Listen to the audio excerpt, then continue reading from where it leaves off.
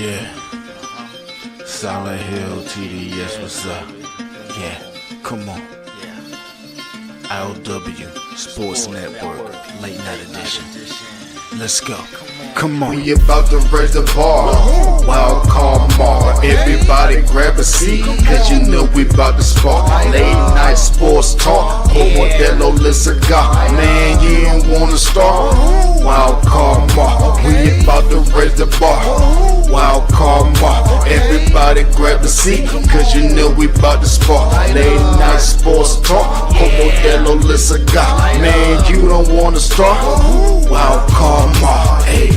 L Boogie with the hot flame, ashtray full of top names, little tree for your membrane. This the 9-hour time frame. I just snatched up a 6-pack, got my hands on a lid pack, whipping up a little batch of snacks. Yeah, man, I think I'm all set. Late night, can't sleep, go ahead and just tap in. Better grab you a cold one, and we about to get some laps in. Wild card on the microphone, he'll hit you with a couple flurries. Y'all need to just strap in for some entertainment sports commentary. About to raise the bar. Wild card bar. Everybody grab a seat, cause you know we about to spark. Late night sports talk. Modelo Le Cigar. Man, you don't wanna start. Wild card bar. We about to raise the bar. Wild card bar. Yes, sir. Yes, sir. Yes, sir. Yes, sir. You know what it is. It's your man, Wild Kamar, back in the building. It's another beautiful day. It's Taco Tuesday still. We got about 50 minutes left in Taco Tuesday, at least in the Midwest. Couple hours left in Taco Tuesday on the West Coast. But I know what it is, man. Hey, pleasure to be here. Happy to be here. Beautiful day to be alive. And hey, you see the headlines. Y'all know what time it is. It is that time of the year that we are also, getting closer and closer to the start. What up? Yes, sir. What's good with you, Matt? This is the time of the year. Around here, I.O.W. Sports Network, YouTube channel. Make sure you like, share, subscribe. We like to start previewing as many NFL teams as possible. Obviously, y'all know me. I love to talk my issue on some football. And one thing I love to do is I love collaborating with a lot of other different content creators, other people that love to talk football. And hey, man, we got a beautiful show with my brother, man. I'm my brother from another mother. Obviously, for those who follow my Twitter page, obviously right there under my name, KC Wildcard Mar on Twitter. They know I got other projects outside of I.O.W. Sports. And one of those projects is with my brother, Bobby G. We're going to have my man, Audible Bobby G, pull up. We do Audible podcast, Audible Reacts on Thursdays. And then we do the actual Audible podcast on Friday. Friday, 7 p.m. Eastern Standard Time. Audible Reacts on Thursdays at 10 Eastern Standard Time ish. All right, we be on CB time sometimes on Thursdays. I ain't gonna lie, but regardless, hey, I love doing this. I had him on last year, preview the Cleveland Browns. So I was like, hey, you busy in 30 minutes? He's like, nah. And I was like, you know what? Let's talk Browns football. So without further ado, man, I had to bring my brother because if we gonna talk Cleveland Browns football, I gotta go to the source. And luckily for me, we collab on every Thursday and Friday with our own project, Audible Podcast. So I was like, yo, come on to the show. We got my bro from another mother, Audible Bobby G. Acknowledge your podcast tribal chief. What's that? What is happening? Hey, man, I'm gonna have to hire you for the permanent intro, man. Do that before I walk into Applebee's, something like that. You know what I'm saying? Oh man, nah, that's wild, man. But look, bro. Again, me and Bobby do Audible Reacts on Thursdays, 10 p.m. Eastern Standard Time. Audible Fridays, 7 p.m. Eastern Standard Time. Make sure you like, share, subscribe, hit those bell notifications. But go ahead and let the people know where they can personally chop it up with you if they feel so inclined to. Bobby G, go ahead, bro. Oh yeah, across all social media platforms at Audible _ Bobby G. You know what it is. And of course, like the man said, you catch me here, right there, Fridays, 7-ish Eastern, 4 Pacific. You know, I'm out here on the West Coast, so that time difference. And then you know, Thursdays with either you catch us either with the reacts in the off season, or in a couple of weeks we'll be kicking off that Thursday night recap. So you know, yes, sir. We will be doing that. So, and I almost forgot. Oh yeah. Started back up Game Time 216. Hey, coming at you, me and Big Mike from the Man Cave. Hey, that going. That's all Cleveland all the time, and that's Mondays at 2:16 Eastern. Hey, I love it. I love it. Hey, shout out Big Mike. He's been on I.O.W sports content before, whether it was previewing Cincinnati Bengals one time. He just did it as step in for Jay, or you can catch him talking his Cleveland Browns, Mike. So he's on it. So hey, shout out to Big Mike.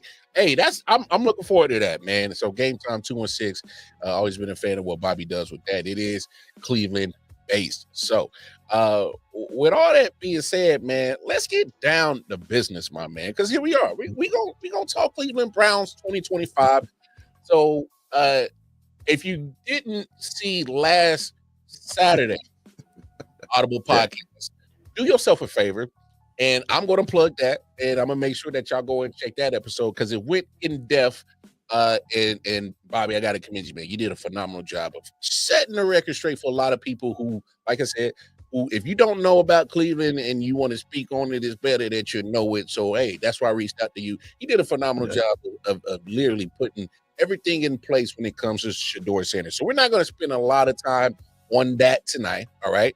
But if you want to hear what the discussion was, go on over to YouTube, Audible Podcast, and you'll go more in depth. But just to kind of summarize the Shedeur Sanders part, because that's the elephant in the room for those who didn't see the elephant, see the episode.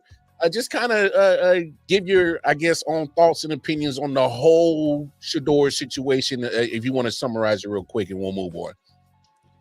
It was basically, man, just almost had like a TI moment. A bunch of people just running their mouths without really either not knowing the facts or refusing to acknowledge the facts and just giving false opinions, which turns into a false narrative that people ran with. Like the just to give an example, most recently the owner did want Shedeur because everybody ran with that. Well, if the owner didn't want Shedeur, how was the narrative at the beginning, which I covered? From the very beginning, it was the owner forced to pick. So which one is it? The owner either forced you to pick him, which means he did want him, or he doesn't want. It's like, so I just laid down the timeline from A to Z of everything that happened, and hopefully, everybody got the clear picture. But what happens? The universe played this again because now we got the whole Dylan Gabriel entertainer fiasco. Like it just don't stop. I hear you. So yeah, man. Kind of give me your thoughts and process on the potential of Shedeur probably being your starting quarterback at some point in time. I don't mind it. I mean, I'm a dedicated Browns fan. Been a Browns fan since 1970 something. We're just gonna leave it at that. Like we just want a quarterback, man. Like we want to find our guy. Yeah. We don't care how we do it. We don't care who he is. If Soldier Boy could throw a 15-yard out route, bring him in. Now he gonna Superman that throw. Yeah, Superman that throw. And I say, we just want to find our guy. We've people laugh. They talk about the jersey with all the names on back, but that's because we've been unfortunate and we've never had a top pick when it was that guy. Yeah. Take that guy. Yeah. Whether it works out or whether it doesn't, that's the guy you take. Right. We've always been a year too early or a year too late. Prime example, we picked Baker Mayfield number 1, right? Now, mind you, we missed over Josh Allen, but that draft wasn't clear. You had 3 or 4 guys. You had Darnold who could have went number 1. You had Baker could have went number 1. You had Josh who could have went number 1. Yeah. You had Lamar in the mix. Like it was all kinds of guys we miss. But either way, we take our guy, right? And what happens the next year? Oh, not just Joe Burrow. just Joe Burrow, just easy. He's the guy. Like we never get fortunate with that. And when we do, something happens. Prime example, Andrew Luck. Yep.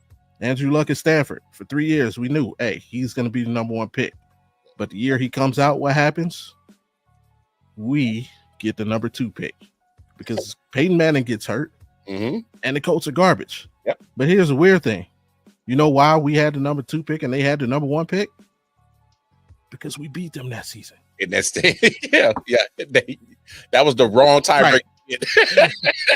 Exactly. Like, really? That's the game you want to win? That's the game you want to win. Like, so and of course we get the number 2 pick. Or no, we didn't get 2. We fell down to maybe 5. And who was it? Somebody else who had the number 1 pick. Was it the Eagles? Or no, Rams, because they had Goff. It was the Rams had the number 2 pick. We didn't want to pay the price. The Redskins at that time, not to offend anybody. Right. They paid the price to move up. And honestly, we dodged a bullet in that case. Yeah. And ironically, RG3 became a Browns quarterback anyway later in his career. He did. But yeah, we never get to pick when it's that guy. So when having Shador, and like I say, I mean, for all intents and purposes, coming in to the draft, most people had him as a day 1, day 2 pick. Regardless of where you had him or where you feel he should have been drafted, he's a 5th round guy. He's in there. He's doing his thing. And hey, we want him to succeed. We want somebody to succeed. We just want our guy. Yeah, I feel that because I'm pretty sure y'all tired. Well, I know you don't do it. You don't buy the quarterbacks jerseys in the Cleveland Browns. No, throwbacks only. Throwbacks only. Hey, get that Jim Brown, get that Otto Graham, get that Bernie, Kevin Mack. Get that Ernie Davis. Hey, for real. Yeah. I don't even want to buy a Myles Garrett jersey because I think I'll jinx him. Damn, boy, y'all been through it. Y'all been through it as friends, man. I'm for real, dog. But with that being said, let's move on past Shador because obviously, like you said, there's another part of that equation, and y'all took him in the 3rd round, Dylan Gabriel, and kind of obviously he made his preseason debut this past weekend. But before you give your take on it, I thought he played pretty solid. Obviously, you want to take away the pick 6, you want to take away the other turnover, and that's rookie mistake. And I'm gonna chalk that up to that. It was just a rookie mistake. But obviously, when you draft 2 quarterbacks in the same draft, which you normally typically don't do, you bring in another guy in Kenny Pickett. Obviously, you bring in Tyler Huntley. You bring in Joe Flacco. So obviously, there's a lot of quarterbacks in your quarterback room right now. But I just want to talk specifically about Dylan Gabriel, and just kind of what are you seeing, what are you hearing, and just overall what you feel about him. I don't think he wasn't on my radar at all, so I'm surprised he was on the team radar, but not really because over Kevin Stefanski's career here, he's worked well with a particular style of quarterback, and that's somebody who can be accurate and who can think the game. Look, he's had success with Baker. Baker wasn't the most athletic, but if anything, Baker could be accurate. He just had that Dak syndrome, that Tony Romo syndrome, where he's gonna make a costly mistake at the wrong time every time. Even the year when we used like 5 quarterbacks in that season, Flacco, not athletic, but he got it done. He's won with so many quarterbacks, or so many quarterbacks have had their best season under Stefanski. Jacoby Brissett, same thing, accurate guy, not really known for throwing it downfield. So if you look at that, Dylan Gabriel fits that mold. He's an accurate guy who can read defenses, just quote unquote manage the game. So I hate that term, but I'll just use it for lack of a better one. Yeah, but I really don't think it's a bad term. It depends on how. I mean, obviously, when people use it in context, if you really, not to cut you off, I just think go for it. I just think everybody in general in the NFL, for the most part, at the quarterback position, is a game manager, and there's not a bad thing to say that, because you're supposed to use the weaponry that is provided for you to make plays. You're supposed to make the right play. Nobody's in there going in there to just throw interceptions and cause turnovers on purpose, unless your name's Trevor Lawrence, but that's another conversation today. But here's where I go, and I'll just in case this, we kind of picked this conversation. See, I don't think it's a bad term. I think it's misused. Yes. I think elite quarterbacks are game managers. Tom Brady was the greatest Is a game manager. Peyton Manning is a game, and the reason being, when you have an issue and you go to the store to get it fixed, who are you going to see? Yeah, you're going to see the manager. Can I speak to the manager? Yeah. And the manager takes care of your issues. Mm. And that's why I think it's misused. The elite quarterbacks, they don't need the coach to cover it. They can call their own shots on the field. Exactly. They can handle the checks. They can handle it all. They can handle everything. They manage the situation. Manage the game.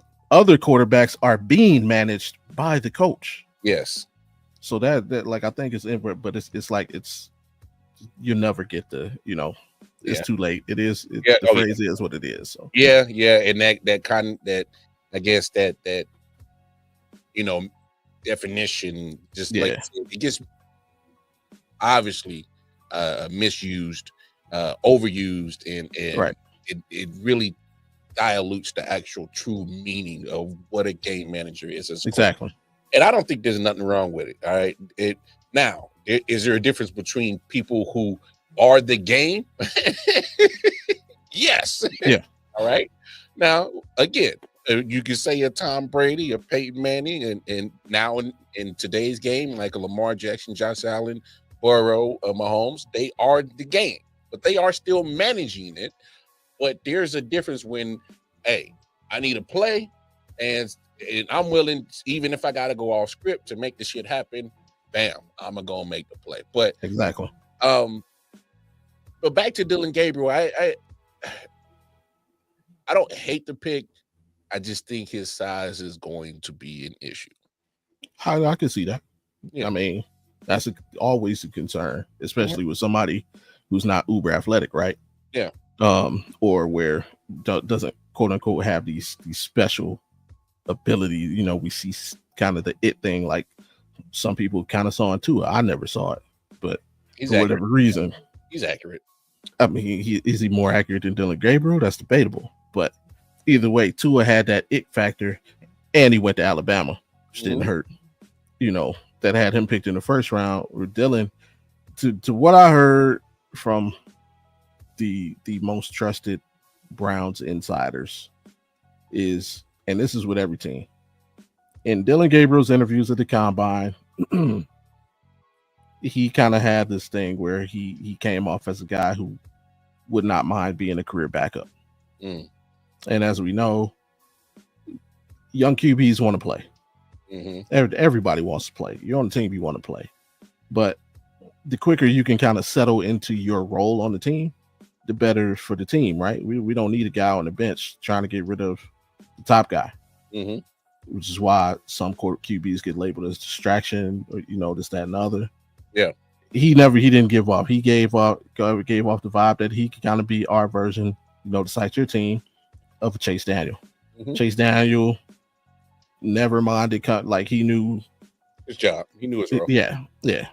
He's my job is if something happens, I'm in there, but I'm never gonna be the starter. And he collected those checks until and I don't blame him. I've done the same thing. Smooth cruising to a billion. Yeah. So Dylan Gabriel kind of gave up to, and again, more than us, to a lot of teams, and teams don't like controversy. I think the only team that I heard that he was an actual viable choice for that probably could have signed him up was Miami, and it makes sense because you have a short, unathletic left-handed quarterback and oh my goodness, there's a short, left-handed, unathletic quarterback available in the draft. Who would be the perfect backup to our short, unathletic, left-handed quarterback? I wonder. So, so yeah, that could have been a viable option that I kind of believe, but yeah, for the most part, you can say we took him too high, and I couldn't combat your feelings, but hey, it is what it is. He's on the team. He's got a shot at an NFL career. Mm-hmm. Well, look, him, Kenny Pickett, Tyler Huntley, Shador, they're all sitting behind this guy, Mr. Flacco. Yes, sir. Obviously, this is his second go around with Cleveland. Yes. I thought he played pretty well his first go around. Obviously, the playoff game didn't go Cleveland Browns' way. He kind of ran into a situation with Houston in C.J. Stroud's rookie year where they were just clicking on all cylinders in that playoff game. It is what it is. What are you hoping from Joe Flacco? And obviously, I'm pretty sure you're not surprised he's named the starter. So no. I knew he'd be the starter day one. Yeah. Yeah. No doubt about that. I think the whole world kind of knew that. Go ahead and speak on Joe and what's kind of your expectations his second go around. I'm afraid. Ooh. I am afraid. Because and it just like I said, I just want us to find our quarterback. It's not Joe Flacco. Like, and then when I say I mean long term, obviously. In long term, it's not Joe Flacco. Everybody knows it. Joe Flacco knows that. My fear is that we are, because I believe our defense is going to return to form this year. I do believe that. And in the Stefanski era, if you've paid any attention to the Browns at all, when we get average quarterback play and our defense does their thing, not bad. We compete. Yeah. We compete. My fear is that we are competitive to the detriment of the two rookie quarterbacks because they got 1 year. They have this year. We're locked and loaded. And we're ready for the 2026 draft. We will have the ability to go get our guy, quote unquote. So that gives them this year to show me what you got.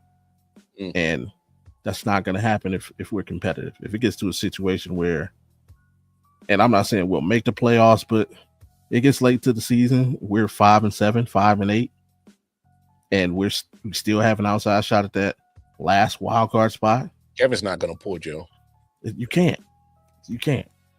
Because that tells your fan base you definitely, oops, we made a mistake that we weren't supposed to compete, but we accidentally did. And that'll turn that fan base who is crazy about the Browns against your management real quick. Exactly. Yeah. And then even if we do that, what does that give us? 5 games to see what two quarterbacks are about? That won't be enough time. Exactly. So like that's my fear. I would love, I don't want to wish bad on anybody. If Joe Flacco could find a way to not be able to compete past week 1, that'd be great. Wow.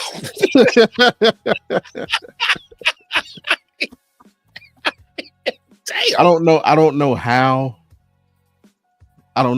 that can happen. And I don't want to put bad luck into the man of the universe, but if Joe Flacco could not compete past week 1, that'd be great. Because then now we got to go with the young fellas. Now we get to see what they have. Now we get to see if the guy's on our roster. Because if he is on our roster, be it Gabriel or Sanders, gotta see what you got. Oh, we got house money next year. We got two first round picks. Yeah. And let's see, they turn into, say they're both, because I don't see Jacksonville being so good. So let's say they both turn into top 15-ish picks. You'll be cream of the crop of that first round. Exactly. Yeah. We get a chance to go get 2 top 15 talents next season. Plus, we already got our quarterback. We find a way to wiggle some more money out of the Deshaun contract situation, and now we can become a player in free agency. Now you're talking about we can be a worse first team in the 26th season.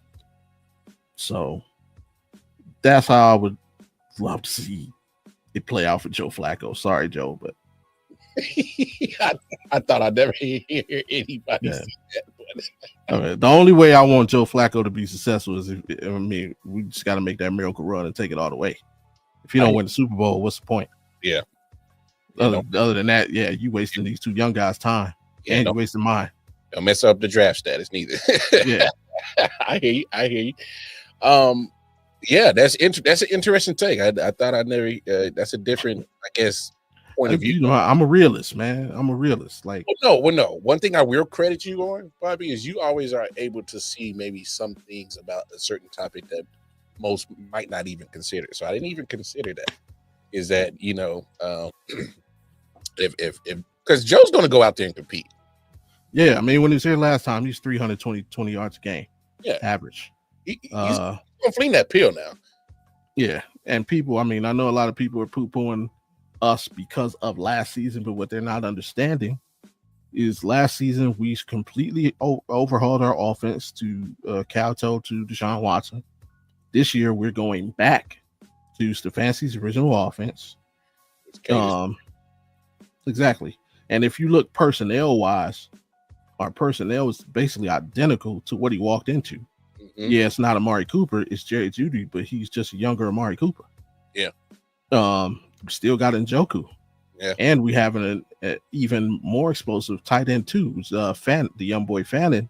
Versus I think when Flacco was here the last time, we had Harrison Bryant. Yeah.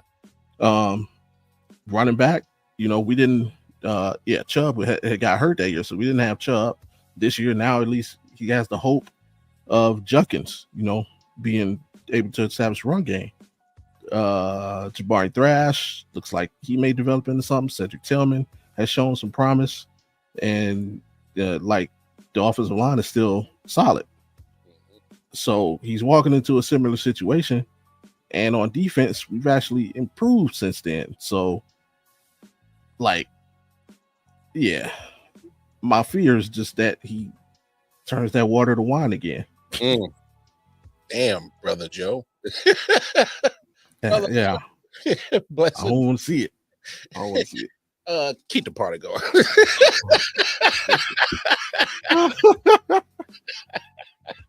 So cool. Hey, don't let the 40-year-old fool you, man.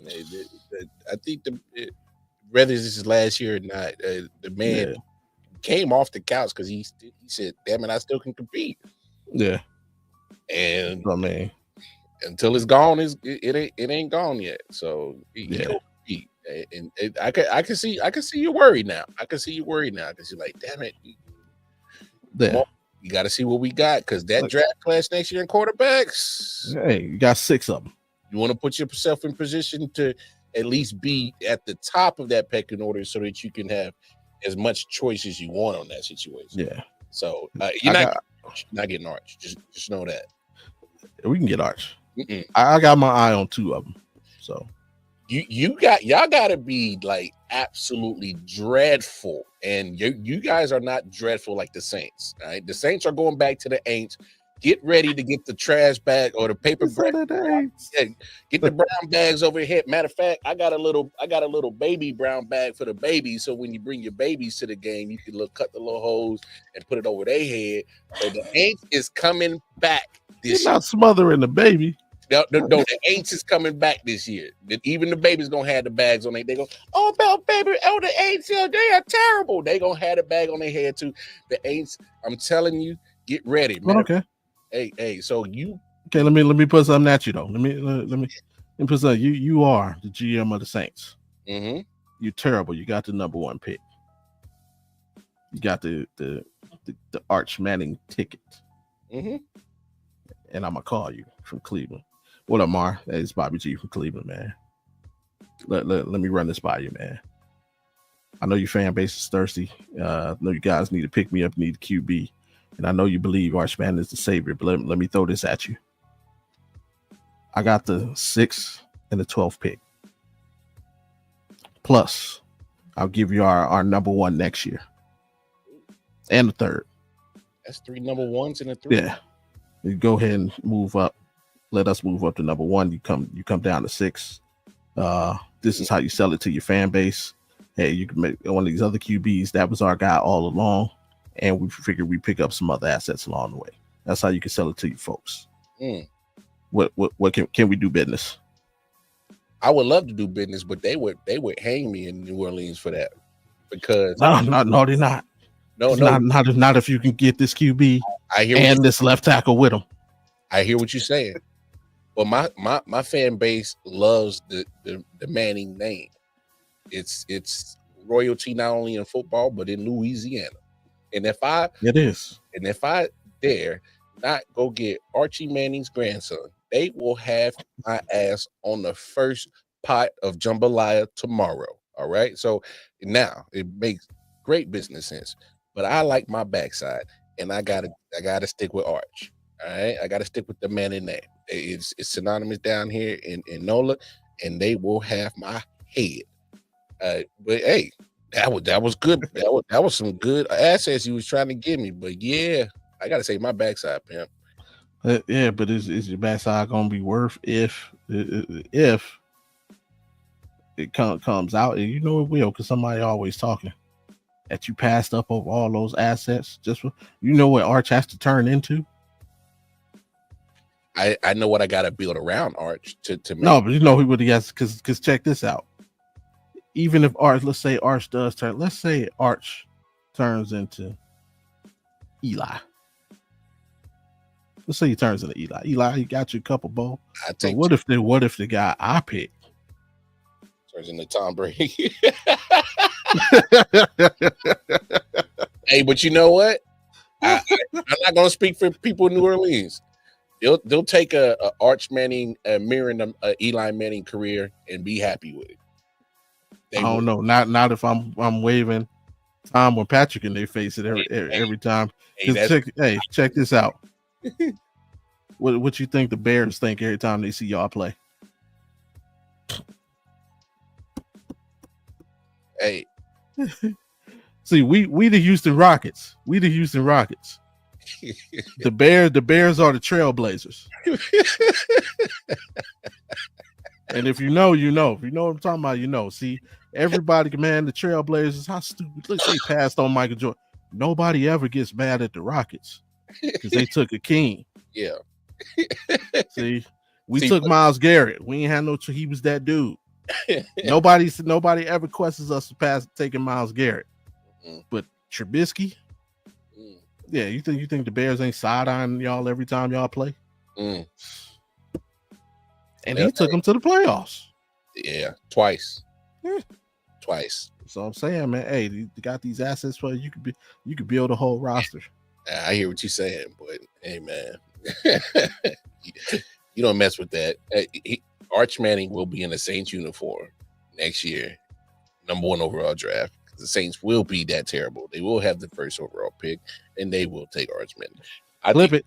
Somebody out there clip it. I'm gonna hold you to it. That's concrete, bro. That's concrete. Matter of fact, that's gospel right now for me. Oh, wow. Let the church say amen. How'd you like your Browns off season? Go through draft, free agency, and then we'll kind of lead up to first couple preseason games after that. But just kind of speak draft, free agency, players you lost, players you gained, players you drafted. Just kind of speak on that real quick. I liked our draft. I liked some of the players we get. I'm not gonna lie, I was disappointed in the trade when it happened, but I do understand the logic. Especially once everything came out, the trade was made a month before the draft actually happened, and I guess you can kind of say we let it out the bag. That basically we had Cam Ward as a number 1 quarterback, not number 1 player. We had Cam Ward as number 1 quarterback on our board, and we were willing. I don't know where we had Mason Graham, but we were willing to sacrifice Travis Hunter and Abdul Carter. Looking at the way we performed this preseason so far, I'm not mad because the D line has been playing very well. So it's looking up. Schlesinger kid, I had no idea who he was coming into, but boy, this kid's impressive. I think he's gonna be the next great Browns linebacker. Mm. My only thing that hurts me is I wish he could play alongside JOK, and I'm hoping he can play football again, you know, with his injury. But this kid, man, his first recent game, the kid played 13 snaps at 6 tackles. Mm. Like that's what you want from a middle linebacker. He's around the ball. Yeah, he's to the ball. Judkins, I like the pick. I think he can be a poor man's Nick Chubb at worst. At best, he can replicate and even surpass what Nick Chubb did for us. Gotta take care of you off the field, young man. Like, get some better people around you and in your life. Just stay away from these stupid situations. Yeah, it's way too early to be getting in trouble. Yeah. Way too early in your career. Yeah. So hopefully you learn from that. Yeah. You don't want Judy. that to be the precedent of your career. Yeah, absolutely. What else? I mean, again, the Gabriel pick, like that kind of surprised me. But again, if we would have took 7 quarterbacks in this draft, I wouldn't have minded. At least it shows me you're trying to find a quarterback. So everybody's asking, why would you take 2 quarterbacks? Well, because we don't have one and we need to find one. Like, what do you mean? So I can't blame them. And it's not like it ain't happened before. Anybody ever hear RG3 and Kirk Cousins?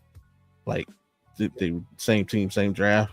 Anybody last year would you have the Falcons pick up Kirk Cousins, you know, and then draft Penix? Like, the 2 quarterback thing it's been done before. Yeah. So who else do we have? Sampson. I like him as a change of pace back. The only thing I would rather, if I could take back for the Browns, I would say sign Nick Chubb, cut Jerome Ford. I'm not a fan of Jerome Ford. So you would have kept Chubb. Yeah, he for morale, dude. He's a great locker room guy. He's a pillar of the city. He'll be in our Ring of Honor one day. And yeah, it was just, if anything, just to keep the morale up, bro. And who better to show these young fellas how to be pros? Like, when you have a pro like that, this is just good to keep around. Got you. Yeah, so I mean, I liked our season moves. The latest move, obviously, we picked up Isaiah Bond over the weekend. I actually like we'll see, man. We'll see. He's a braggadocious young man. For people who don't know who he is, don't remember, he's the one coming into the combine, made all the noise. I'm gonna break the 40 record. Yeah, he didn't get nowhere near that. Nowhere near, but he did run us up 4.4. I think he ran 4.39. So I mean, he is a burner. And so we'll see, man. Our receiving room looks good. Fannin, I like that pick. That was a good pickup. Free agent wise, we didn't do too much because we didn't have the funds. Yeah.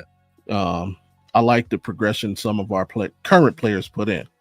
Big Thanos, DeJuan Jones, was on our tackle. He's 6'8", almost 400 pounds. But guess what? Look, all the reporters that I trust say he looks like he's lost about 60 to 70 pounds.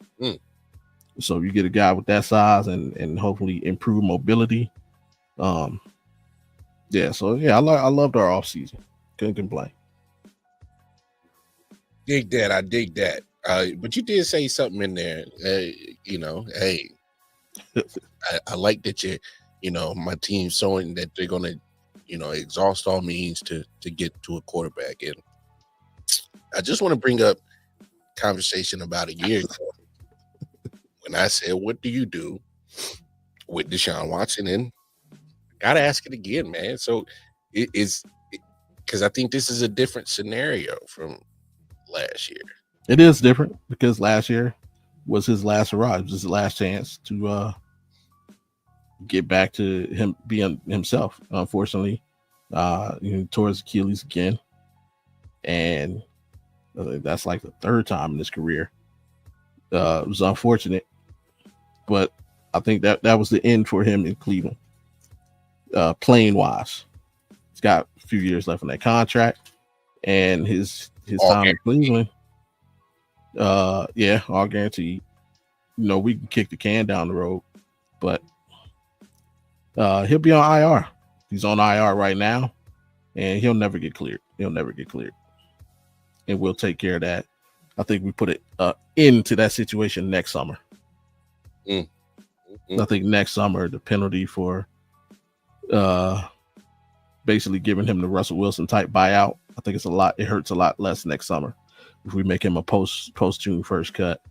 So, but yeah, definitely his time is over Cleveland. But I mean, for his part, it looks like they kind of have that under the table handshake thing where it's like, dude, just come in, be a good soldier. You know, he's been on the bench for all the preseason games. You know, he's been you know, on the sidelines during team practices, helping out Dylan, helping out Shador, and just, you know, just kind of, like I say, being that good soldier, staying out the way. And, you know, we'll help him land somewhere when it's all said and done. To be honest, you know, and normally I don't say this, but I think it makes sense for him to just still be around the team. But you know, obviously don't make no noise. Yeah. Be around, mentor, be a teammate. Yeah. Clearly. Because he does have damage control. He still has to you know, do. And maybe that it may not be fair to say that, but you know, there's a lot of people that still are going to be salty about the situation of him getting all that guaranteed money with the, you know, off the field situation simultaneously going on at the same time. Yeah. So there'll be a lot of people that are still salty about that, and feels, you know, so I don't know what his trade value would be. Oh, ain't no trades. He nobody's making that trade. He'd be a free agent pickup. You just kind of be one of those guys you invite to camp to kick the tires. Honestly, I don't know if this conversation has happened. For me, I wish it would. If there's anybody who could probably put some wisdom in his ear, it's Mike Vick. So if that conversation could happen, I think Deshaun would really benefit from that. He's the only person I can think of who really kind of went through something similar. Yeah.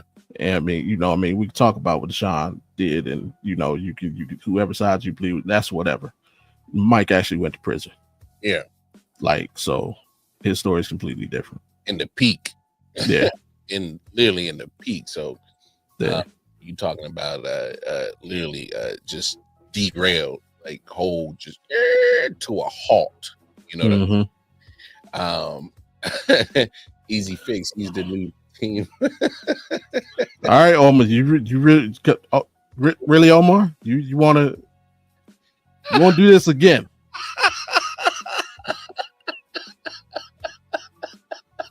You want to get back into the? Hey, I'm locked and loaded, man. I'm locked and loaded. Hey, I love it. And really don't forget, Omar. Let me remind you, Omar. I live in Vegas, so I can tell you some things about your players you really don't know. That is crazy, man. Yeah, I can tell you some stuff about these Raiders. Yeah, don't really nobody know. I can only imagine. I imagine. I see him on the strip in Fremont. So yeah. Hey, that's lemon. That's lemon pepper O over there, man. Hey, you catch O in Magic City along with the NFLPA people. So you know what I'm talking about. So along with Ashton Genty. What'd I say? Hey, yo, I didn't say nothing. You really want to know why he looked so bad in that first preseason game? You gotta chill, man. Hey. So obviously, like we said, off season. But what have you liked so far with your dog pound in the preseason, man? Hey, hit me up for sure.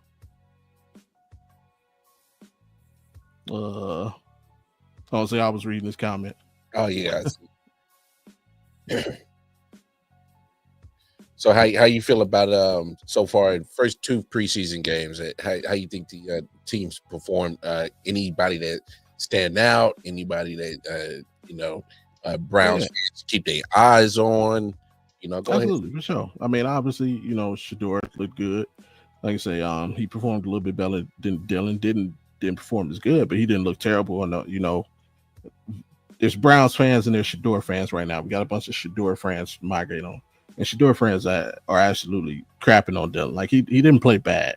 You know, they're trying to, he made a rookie mistake through a pick and had a fumble, which led to points, and that's completely unacceptable. But like, you expecting a rookie to make veteran plays, that's not gonna happen. They won't tell you. I'm talking to you, Randy. Yeah, they won't tell you he went 6-6 on third downs. It's perfect. You know, they won't tell you he was able to go through progressions and, you know, move around the pocket, and they'll say you had the happy feet. Ooh, dude, do you not realize that the Philadelphia Eagles, like their 8-man rotation, like their second unit would start for 28 teams in the league? Bro, I said that to Randy last night. I was like, because I said, I was like, and because my thing, I've never been a Dylan defender. I have nothing against him, but I'm just being real. It's like to be fair, he was going against the Eagles defense, who, you know, if you go ones and twos, like they got depth and they're studs. They got athletes, and I get it's a preseason game, but you're still playing ball, so it's kind of like he was going against some athletes. Like let's not act like he was going against some janitors.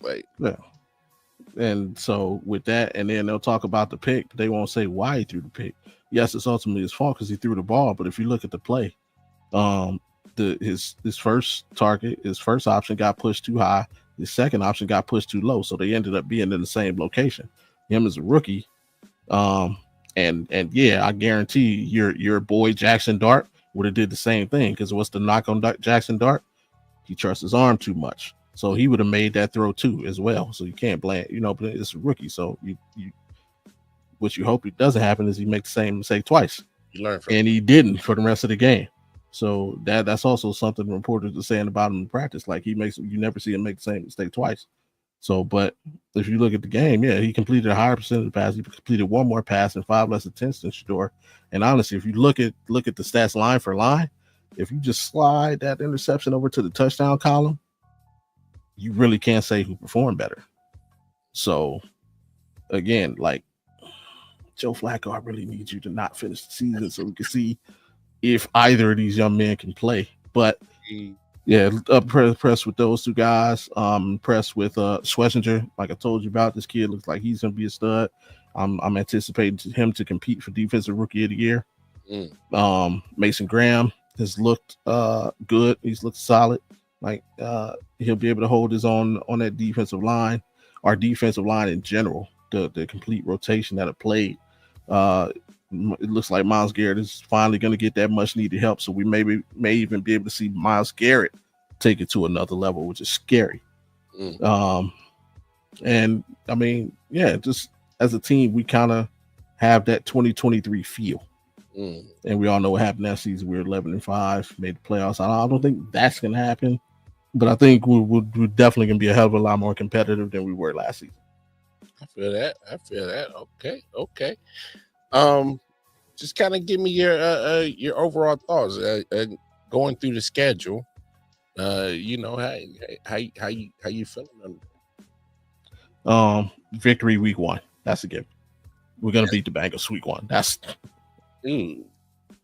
guarantee. Guarantee. That's how you feeling about that? Oh yeah, we beat the Bengals, but it's a rough schedule. With that, then we got the Ravens week 2. And I think it was Green Bay. And I know week 5 we got the Vikings in London. Let me pull it up real quick.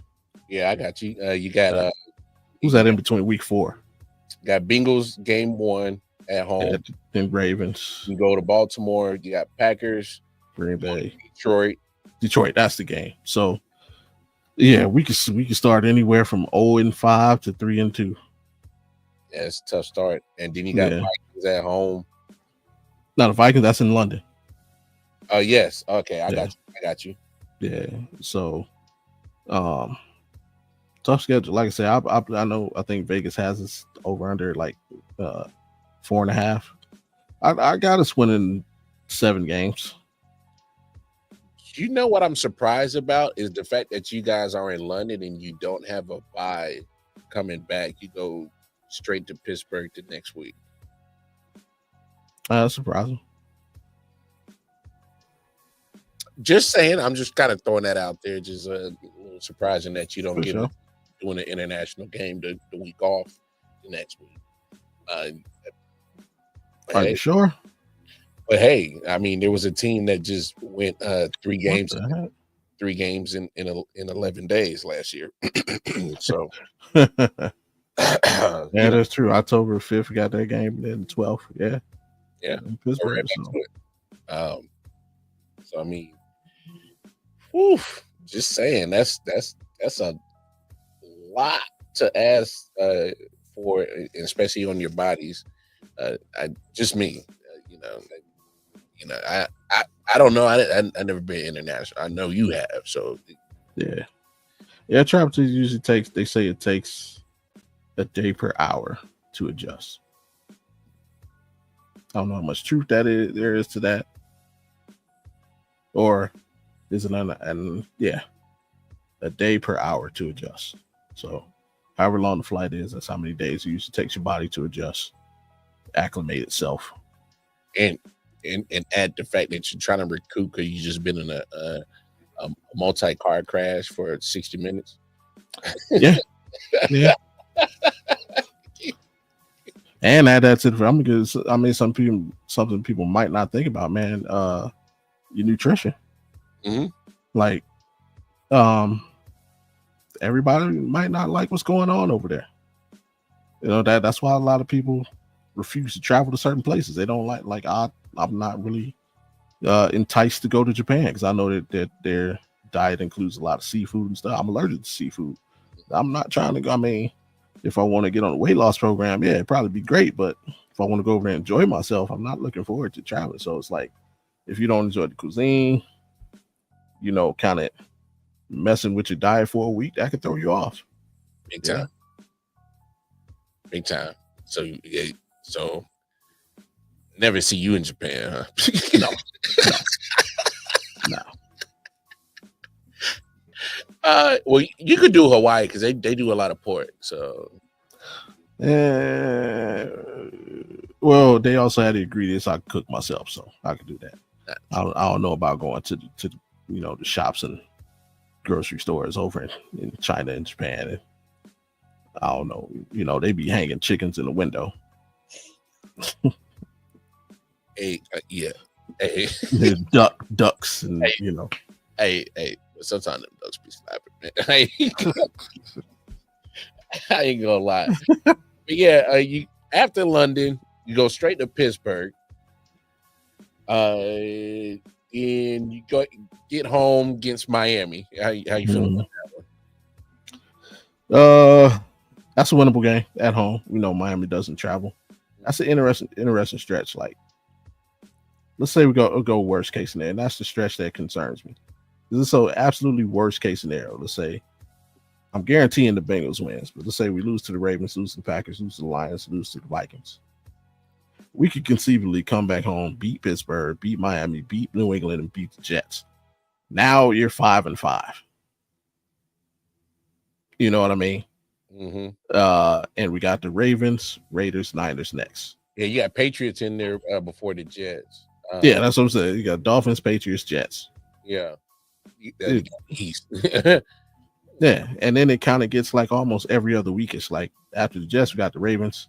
Mm-hmm. We could lose that, but it's at home. Anything can happen. Plus, it's division. But then you got the Raiders. We'll be in Vegas. Yeah, I'll be there. I'll be in attendance. And then you got the Niners coming into Cleveland. We all remember what happened last time they came to Cleveland. Y'all bullied them. Yeah. And then you got Tennessee, the Bears. Mm-hmm. Again, winnable. Like that. My concern is we get to this part of the schedule and we're still in the running. Yeah, I feel you. And I would hate that. So, Joe, if you could find a way to just not play, that'd be great. You got Buffalo at home, and you won't lay down for that. Nah, we won't. No. And then you got Pittsburgh at home, and then you finish in Cincinnati. So yeah, I see your concern. You're crystal clear on that, and it makes total sense because Joe's going to compete. That defense is going to compete because Jim Short's still DC, right? Well, this is his third year there. And I know you guys are kind of been dealing with injuries that kind of hasn't been able to see his kind of full plan like come all the way to fruition. But Yeah. I don't lay down. So I mean, Yeah. I got a mentality. Oh yeah, like I said, I think the young man Schlesinger is going to help a lot in the middle. I think we have our middle linebacker. Like I said, our D line. This D line this year is probably better than the 23 D line, and that D line helped us to the number 1 defense in the league. So again, we get average QB play. Anything can happen. I'm not guaranteeing it or seeing it. I do not think we're going to the playoffs and everybody, man, where you being a homer.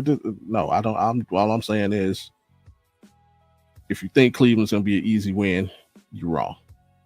I know y'all won't. Y'all gave us hell last year. So so we'll this ain't last year's team. Nah. This ain't that. That's all I'm gonna say. And hey, I don't hate it at all. I don't hate it at all. So if you were to say exactly where if you were predict where would you finish in the division? No prediction. I think we're finishing last. We finished last in the division. Okay. Yeah, I think Ravens are gonna win the division. I got the Bengals finishing second and the Steelers finishing third. Yeah. I mean, hey, you're a realist. Always. We're not there. We finishing last. How many times did you go through the schedule and come up with a record? A few times. I keep trying to talk myself out of the 7th way. I think we can finish 7-10. At best, like if a perfect world, I think the best you get out of us is 10-7. Just flipping it. Win a couple games that we aren't supposed to. But I keep falling on 6-11, 7-10. Okay. Better than the Giants. I'll say that. Hey, you and Randy, I love when y'all be shooting at each other through different episodes. Y'all this crazy. Man, this crazy. Oh yeah, I'm you. Oh yeah, you sir. Whoa. Yeah. Whoa. What I do? Yeah. You didn't put my comments. He didn't see what I was saying. Oh no, he saw it. Man, the best player in the history of your franchise is a freaking crackhead. Hey, that's crazy. That's true. Hey. And yeah, bro, like you think, and you're talking about Russell Wilson. Remember, Russell Wilson knocked on our door first in the offseason. His first meeting was with the Browns. We passed. We picked up Joe Flacco instead. So what does that tell you? Well, to be fair, at first I was kind of like, and I was like, nah, I don't. If you're talking about overall career, I would. Oh yeah, it's Russ. But if you're talking about absolutely right now, and if you're looking at, and that's why I said, yeah, you trust that Giants offensive line to protect Russ for 17 games, and you know, like a true person that passed the bar, like a lawyer would, come up with a way to dodge it. And yeah, he tried. Yeah, he tried. But my thing is if you're comparing offensive lines, you know, they might be on par, might rather a little bit better Cleveland's way. Regardless, I'm looking at Joe Flacco, who doesn't have a tendency career-wise to hold on to the ball longer than what Russ does, who has a career tendency to hold on to the ball a lot longer than he should. Yeah. And you know, because he is one of those smaller quarterbacks, he has to have mobility. And so the older you get, you're asking a 36-year-old guy to still keep running around to get his pass off. And so my thing is, you know, he's going to be running around, and how you going to be able to protect that old dude? Like, and take them hits? Them hits don't shake them shits off a lot easier when you were 10 years ago, bro. Like, that ain't that. So, and then with Flacco, because he does have the better pocket presence and able to just stand in there and get the ball out a lot quicker. It is, hit the spots. Boom. I mean, he did it his first go around with Cleveland. Mm-hmm. So I trust that right now a lot more than that setup. And, I get it. Malik Neighbors. Yes, he's good. But other than that, I can't really name too much talent around him. And, I guess what was Slayton their second wide receiver? He's solid, or Shepard, something like that. Mm-hmm. So other than Slate there. But yeah, so I mean, like I say, at the end of the day, Rod Tidwell, show me the money, man. He knows what the bets are. So if you're feeling that confident in your teams, put your money where your mouth is. I'm willing to do so. That one, will win more than his projected 2 games, and 2 will finish with a better record than the Giants. Now this pimp juice, come on, They only want me for my pimp juice.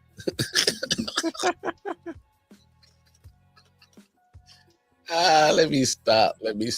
Yeah, so for sure, Omar, man. Hey, you get in town, man? Just hit me up on Twitter.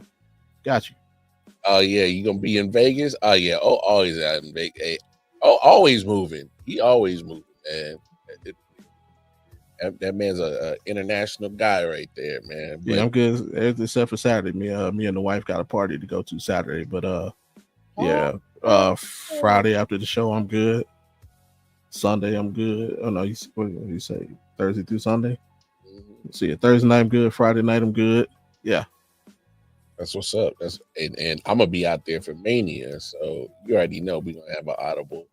Oh yeah, kickback. So, yeah, man. Hey, Bobby G, man, I appreciate you, man, especially on short notice. I was like, because this is time of year I like to start, try to collaborate with any and everybody, talking, preview NFL. Already came on and previewed the Raiders last week. Nice. So now I got the Browns. Yeah, we gotta get them on Friday too. Friday, man. So. Hey, you hear that? We gotta get you. Yeah, that's right. We gotta get O on Audible podcast. That's the sports professor.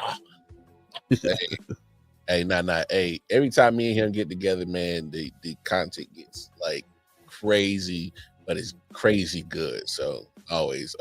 But hey, always appreciate you, my brother, man, especially on short notice. I was like, hey, man, hop on. Let's talk Browns. Let's talk some Browns. So absolutely appreciate you.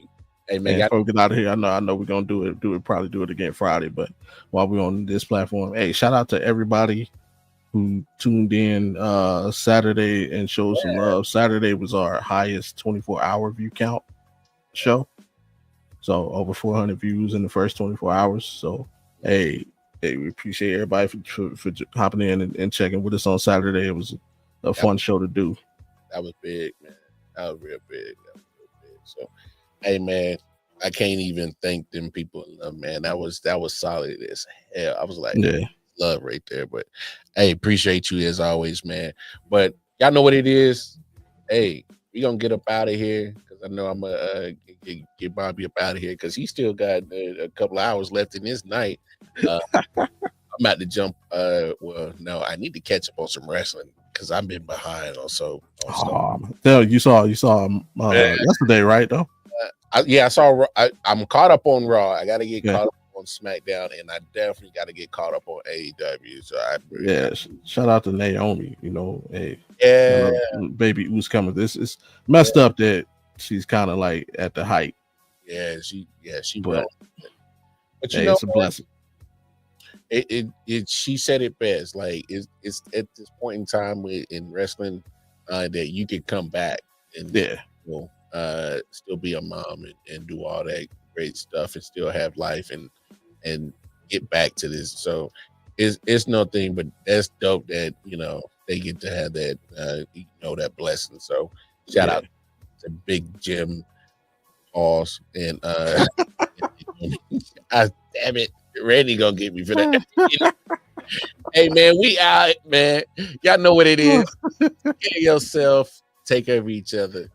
And man, show and spread love, man. We out here. Holla at y'all, man.